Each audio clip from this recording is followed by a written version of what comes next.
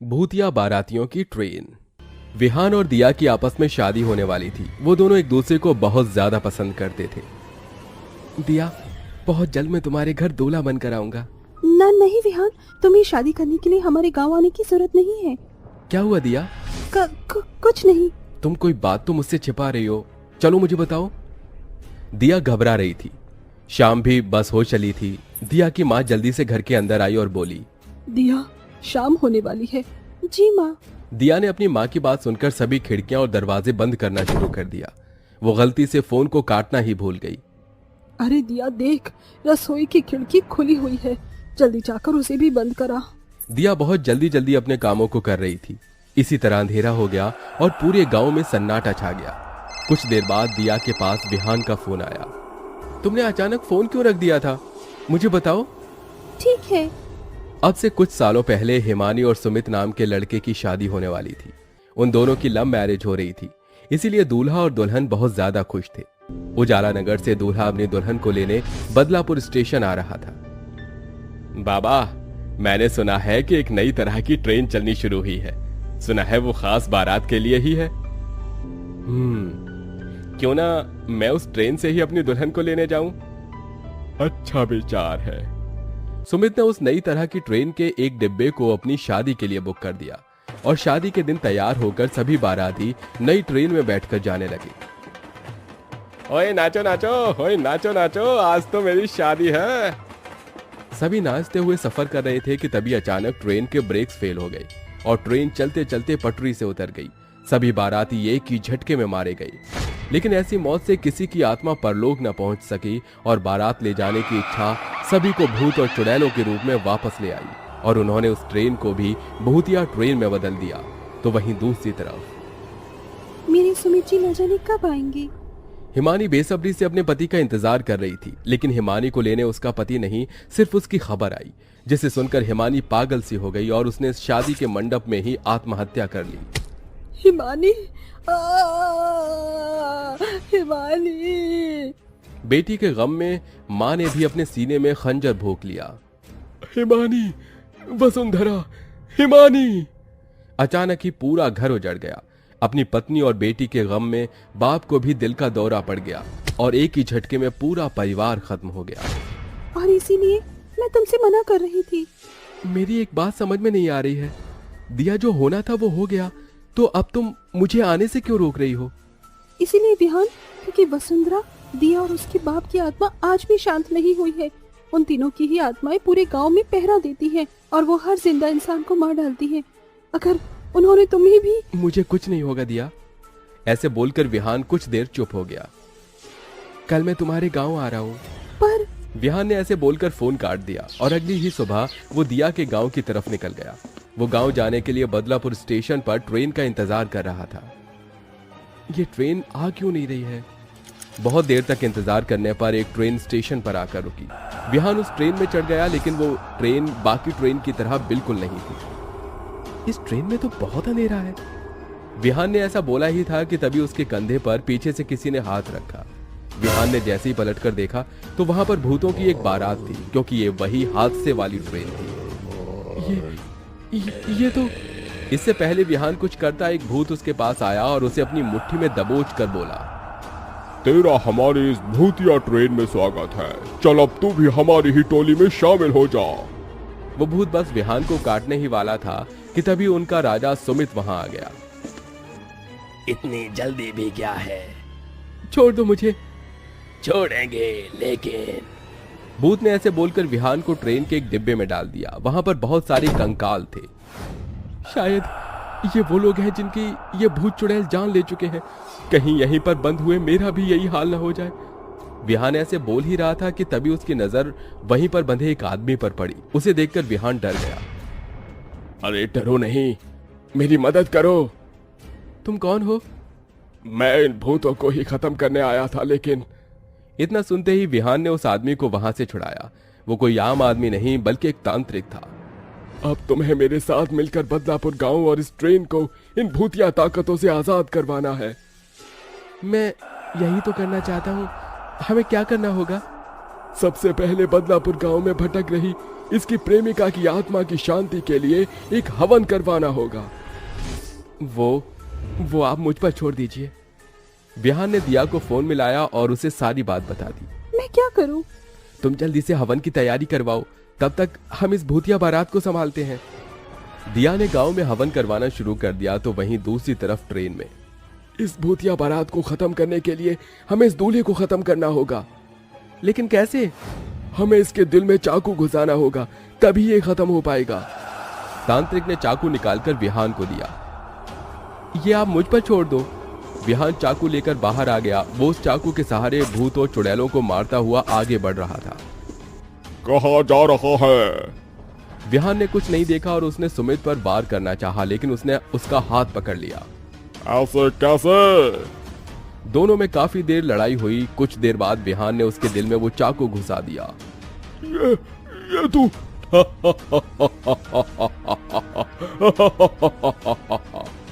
विहान चौंक गया क्योंकि सुमित को कुछ नहीं हुआ था। तो मुझे इतनी आसानी से नहीं मार सकता। मैं भूत राजा हूँ, ऐसे नहीं मरूंगा। पर मैंने तो तुम्हारे दिल। भूतों के पास दिल नहीं होता। सुमित ने विहान पर हमला किया। विहान अपनी जान बचाकर भागा और ट्रेन के डिब्बों को भागते हुए फलांगने लगा। रास्ते में एक भूत ने विहान को पकड़ लिया। अब तो नहीं बचेगा। रुक जा, ये मेरा शिकार है। सुमित विहान की तरफ बढ़ने लगा। विहान को उस भूत ने जकड़ा हुआ था कि तभी विहान को ट्रेन का एक खाली डिब्बा दिखाई दिया जिसमें लाशों जैसा कुछ नजर आ रहा था। उन्हें देख विहान को कुछ याद आया। भूतों के पास दिल नहीं होता। इसका मतलब? विहान ने जल्दी से खुद को उस भूत की पकड़ से छुड़ाया और किसी तरह वो उस लाशों वाले डिब्बे में घुस गया। वहां कोई और नहीं बल्कि सुमित की बारात की ही लाशें थी। विहान उन्हें देखकर सब कुछ समझ गया। अब तेरा खेल खत्म हुआ भूतिया दूल्हे। सुमित विहान को वहां देखकर डर गया और उसे रोकने के लिए भागा, लेकिन तब तक बहुत देर हो चुकी थी। विहान ने सुमित के इंसानी शरीर के दिल में वो चाकू घुसा दिया। नहीं, भले ही तेरे भूतिया शरीर में दिल ना हो, लेकिन इंसानी शरीर में तो है ना। देख, अब तेरा किस्सा खत्म। सुमित और उसकी बारात विहान के ऐसा करते ही गायब होने लगी। तो वहीं दूसरी तरफ जैसे जैसे हवन पूरा हुआ, हिमानी और उसके परिवार की आत्मा को भी शांति मिल गई। कुछ दिनों बाद बोला था ना, दूल्हा बनकर जोरों शोरों से बारात लाऊंगा। दिया और विहान ने खुशी से एक दूसरे से शादी की। अब सभी कुछ ठीक हो चुका था और सभी खुशी से बदलापुर गांव में रहते थे और बदलापुर स्टेशन पर भी शांति आ चुकी थी। मनोज मंडप में बैठकर अपनी होने वाली पत्नी से शादी कर रहा होता है। तभी वहां पर मनोज की पुरानी प्रेमिका सुप्रिया पहुंच जाती है और अपने सामने अपने ही प्रेमी को किसी और लड़के के साथ शादी करते हुए देख रोते हुए कहती है, तुम्हारी हिम्मत कैसी हुई? तुमने मुझे प्यार के धोखे में रखा और शादी तुम इस लड़की से कर रहे हो। ये क्या तमाशा लगा रही हो तुम यहाँ? मैं तुम्हें जानता भी नहीं हूँ। अच्छा, अगर ऐसी बात है तो ये फोटो में मेरे साथ कौन आदमी है? अरे शर्म करके तो बोलते। इतने साल तुमने मेरे साथ बिताए और अचानक से तुमने मुझे धोखा देकर इस लड़की से शादी कर ली। वो मेरी एक भूल थी। और फिर हम दोनों प्यार कब करते हैं? हमेशा तो लड़ते ही रहते हैं। इसलिए हमारा एक साथ होना बेकार है। तुम भी समझ जाओ और मुंह बंद करके आगे चली जाओ। सुप्रिया मनोज का कॉलर पकड़ लेती है। इसके बाद मनोज उसके मुंह पर एक जोरदार तमाचा मारता है। अगर दोबारा ऐसी हरकत की तो मुझसे बुरा कोई नहीं होगा। चली जाओ यहाँ से। तुम मेरी जिंदगी में कोई मायने नहीं रखती। मनोज ऐसा कहकर अपनी पसंदीदा लड़की से शादी कर लेता है। अपनी आंखों के सामने ही अपने प्रेमी को किसी और लड़की का होते हुए देख सुप्रिया से देखा नहीं जाता और वो रेलवे स्टेशन पर जाकर रेल पटरी पर कूद जाती है और अपनी जान दे देती है। उसके बाद मैं यहाँ पर आ गई और इस चांडाल ने मुझे अपने पास कैद कर लिया। मुझे भी मेरे प्रेमी ने धोखा दिया था और मैं अपनी मोहब्बत में धोखा नहीं खा पाई। मैंने भी खुदकुशी कर ली और उसके बाद मैं भी यहाँ पर आ गई। मेरे पति ने तो खुद मुझे धोखा देकर मुझे ही अपने हाथों से मार दिया और अपने घर के पीछे दफना दिया। हम सब यहाँ जितनी भी लड़कियाँ आई हैं, उन सब की मौत का कारण उनके प्रेमी और मोहब्बत में वफा न मिल पाना है। मुझे तो लगता है हम इसी वजह से इस कैद खाने में कैद हैं, लेकिन हमारे साथ ऐसा सलूक क्यों किया जा रहा है? तभी पाताल लोक के चांडाल उन चुड़ैलों के तहखाना के पास आते हैं और उनसे कहते हैं, बहुत शौक था तुम लोगों को मोहब्बत करने का। अब देखो, मोहब्बत में मरने वालों का मैं क्या हाल करता हूँ। तुम लोगों को मैं इतना तड़पाऊंगा, इतना तड़पाऊंगा, इतना तड़पाऊंगा कि तुम सभी चुड़ैलों को ये एहसास होगा कि हमें मोहब्बत नहीं करनी चाहिए थी। चांडाल के सामने सारी चुड़ैल अपनी मुक्ति की भीख मांगने लगती हैं और वहां से आजाद होने के लिए कहती हैं। चांडाल, हमें यहाँ से बाहर निकाल दो। हमने तुम्हारा क्या बिगाड़ा है? मोहब्बत में धोखा तो हमें मिला था, फिर तुम हमें कैद क्यों कर रहे हो? तुम जैसी बल बुद्धि लड़कियों को सबक सिखाने के लिए इससे अच्छा और क्या हो सकता है? अगर तुम्हें इस खाने से निकलना है तो जाओ, मैं तुम्हें एक शर्त देता हूँ। अगर तुमने उसे पूरा कर दिया तो तुम यहाँ से आजाद हो जाओगी। शर्त का नाम सुनते ही सभी चुड़ैलों का सारा ध्यान चांडाल के ऊपर होता है। मैं हर एक शर्त पूरी करने के लिए तैयार हूँ, बस मुझे तहखाना से बाहर निकाल दो। इस घुटन में मुझसे और नहीं रहा जाता। तुम सभी चुड़ैलों को इस पाताल लोक से पृथ्वी लोक पर जाना होगा और इंसानों से मोहब्बत करके उन्हें मारकर उनकी आत्माओं को अपने साथ लेकर आना होगा। अगर तुम इस कार्यक्रम में सफल होती हो तो तुम्हें इस तहखाने में हमेशा हमेशा के लिए छुटकारा मिल जाएगा। हम चुड़ैलों को कौन पसंद करेगा? हम चुड़ैलों को तो देखते ही लोग भाग जाते हैं। इसके लिए मैं तुम्हें एक शक्ति दे सकता हूँ। तुम अपना रूप बदलकर इंसानों के पास जा सकती हो। चांडाल ऐसा कहकर वहां तहखाना में पड़ी सभी चुड़ैलों को दिव्य शक्ति दे देता है, जिसके बाद वो सभी चुड़ैल अपना भेष बदलकर पृथ्वी लोक पर पहुंच जाती हैं। हम यहाँ तो आ गई हैं, लेकिन मुझे समझ नहीं आ रहा कि हम मर्दों को अपने जाल में कैसे फंसाएंगे, और ये सभी लोग तो अपने कामों में व्यस्त हैं। तभी शिल्पा को कहीं से ट्रेन की आवाज आती है। हम लोग रात को ट्रेन पर जाएंगे और ऐसे नहीं शादी की जोड़ी में जाएंगे। हमें शादी की जोड़ी में मर्दों को फंसाना है और उनसे शादी करके उन्हें मारकर उनकी आत्मा को अपने साथ पाताल लोक लेकर जाना है। शिल्पा के आइडिया से सारी चुड़ैल मान जाती हैं, जिसके बाद वो सभी चुड़ैल रात होने का इंतजार करने लगती हैं। रात होते ही वो पांचों शादी के जोड़े में अलग अलग डिब्बे में चढ़ जाती हैं। इसके बाद वो अपनी बातों के जाल में ट्रेन के अंदर मर्दों को फंसाने की कोशिश करती हैं। अब मैं तुम्हें क्या बताऊं? मेरा पति जो कि हो ही नहीं पाया, वो मुझे छोड़कर चला गया किसी और लड़की के लिए। मैं ये बदनामी सहन नहीं कर पाती, इसलिए मैं भाग गई। मन तो ऐसा करता है कि इसी रेल के नीचे कूदकर अपनी जान दे दूं। नहीं नहीं, ऐसा मत करो। तुम कितनी सुंदर और प्यारी हो, तुमसे तो कोई भी शादी कर लेगा। अगर ऐसी बात है तो बताओ, क्या तुम मुझसे शादी करोगे? अरे नहीं, मैं तुमसे शादी कैसे कर सकता हूँ? मैं तो पहले से ही शादीशुदा हूँ। तो क्या हुआ, एक शादी और सही, कम से कम तुम्हें 2 बीवियों का मजा तो मिलेगा। सुधीर अलका की बातों में नहीं आ पाता, जिसके चलते अलका को गुस्सा आता है और वो अपने भयानक चुड़ैल के रूप में आ जाती है और सुधीर को मार देती है। जिसके बाद ट्रेन के डिब्बे से लोग यहाँ से वहाँ भागने लगते हैं। वहीं दूसरी तरफ ट्रेन के दूसरे डिब्बे में माया एक आदमी से बात कर रही होती है। एक लड़की की किस्मत कितनी बेकार होती है।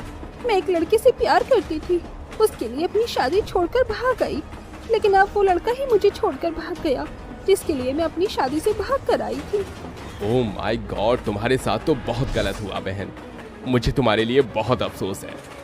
पृथ्वी के मुंह से बहन का शब्द सुनते ही माया को बहुत तेज गुस्सा आता है और वो अपने भयंकर चुड़ैल रूप में आ जाती है और पृथ्वी को मार देती है। इन इंसानों का कुछ नहीं हो सकता, कभी भी किसी औरत की फीलिंग्स को समझ ही नहीं सकते।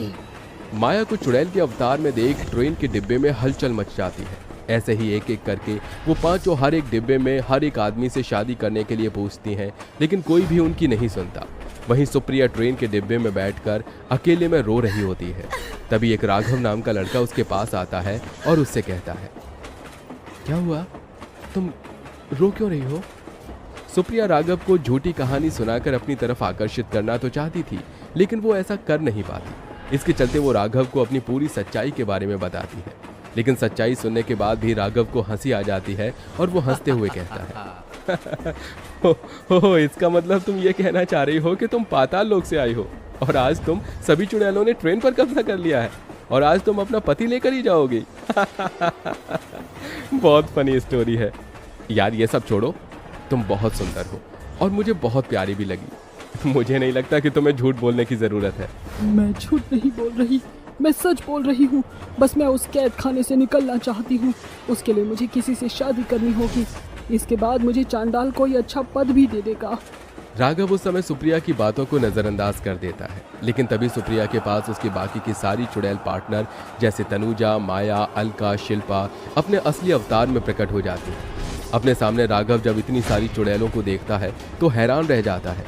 उसके पैरों तले जमीन खिसक जाती है। यहाँ से पूरी ट्रेन में हलचल मच गई है। हमने जिन भी आदमियों से बात की थी, हम उन्हें मार कर आ गए हैं। कोई भी हमसे शादी नहीं करना चाहता। तनुजा की बातें सुनकर भी सुप्रिया अपने असली चुड़ैल के अवतार में नहीं आई।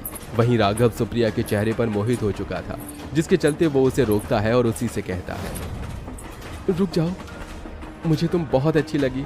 तुम्हारी खूबसूरती मेरी आंखों में बस गई है। अगर तुम चली जाओगी तो मैं कैसे जी पाऊंगा। मुझे तुमसे पहली नजर वाला प्यार हो गया है। मुझे माफ करना, मैंने तुम्हारी बात को नजरअंदाज किया, लेकिन अब मुझे तुम्हारे ऊपर विश्वास है। मैं तुमसे शादी करने के लिए तैयार हूँ। अगर मेरी शादी करने से तुम्हें कैद खाने से छुटकारा मिलेगा तो मैं तुम्हारे इस काम में साथ देना चाहूंगा। ये सुनकर सुप्रिया और बाकी की चुड़ैलें बहुत खुश होती हैं। सुप्रिया राघव से शादी कर लेती है, जिसके बाद वो अपने असली रूप में आकर राघव को एक चाकू से मार देती है, जिसके बाद राघव की आत्मा उसके शरीर से बाहर आ जाती है और वो सभी चुड़ैलें उसकी आत्मा को अपने साथ पाताल लोक ले जाती हैं, जहां चांडाल उन्हें देखकर कहता है, तुम सभी चुड़ैलों में से सुप्रिया ने उसे कार्य को पूरा करके दिखाया, इसलिए मैं उसे इस चांडाल लोक की सबसे ऊंचा पद देता हूँ और तुम बाकियों को उस कैद खाने से छुटकारा देता हूँ। अब तुम्हें वहां रहने की कोई जरूरत नहीं है। आखिरकार सभी चुड़ैलें वहां से छुटकारा पा लेती हैं, जिसके बाद वो अपनी भूतिया दुनिया में खुशी खुशी रहने लगती हैं। वहीं भूतिया दुनिया में सुप्रिया को अपना सच्चा प्यार मिल जाता है और वो भी खुशी खुशी राघव के साथ भूतिया दुनिया में रहने लगती हैं।